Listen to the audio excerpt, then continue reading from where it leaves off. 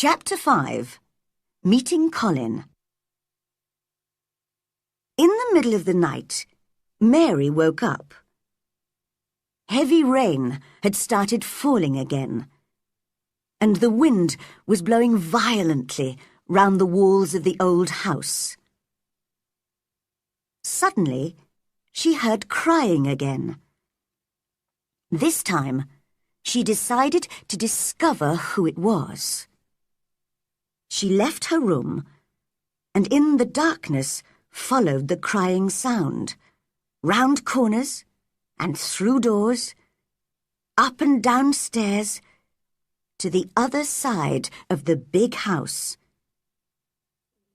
At last, she found the right room. She pushed the door open and went in.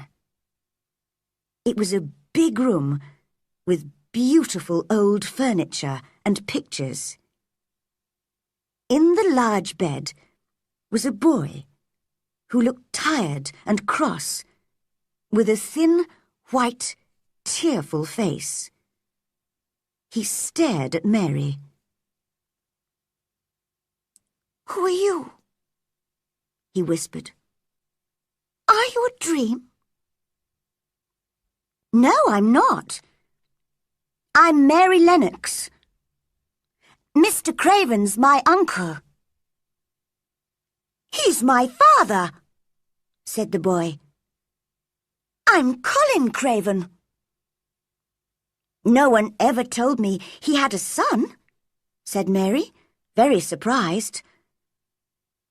"Well, no one ever told me you'd come to live here. I'm ill, you see. I don't want people to see me and talk about me. If I live, I may have a crooked back like my father, but I'll probably die."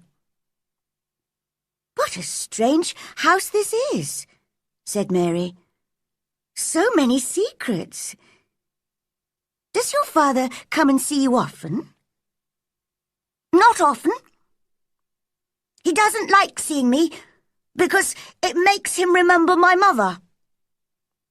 She died when I was born, so he almost hates me, I think."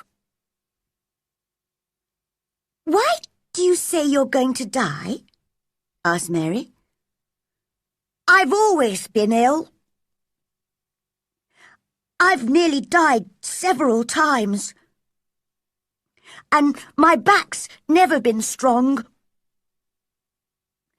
My doctor feels sure that I'm going to die, but he's my father's cousin and very poor, so he'd like me to die. Then he'd get all the money when my father dies. He gives me medicine and tells me to rest. We had a grand doctor from London once who told me to go out in the fresh air and try to get well. But I hate fresh air. And another thing, all the servants have to do what I want, because if I'm angry, I become ill." Mary thought she liked this boy, although he seemed so strange. He asked her lots of questions, and she told him all about her life in India. "How old are you?" he asked suddenly. "I'm 10, and so are you," replied Mary, forgetting to be careful, because when you were born, the garden door was locked, and the key was buried, and I know that was 10 years ago. Colin sat up in bed and looked very interested. "What door? Who locked it? Where's the key? I want to see it. I'll make the servants tell me where it is. They'll take me there, and you can come too." "Oh, please don't! Don't do that!" cried Mary. Colin stared at her. "Don't you want to see it?"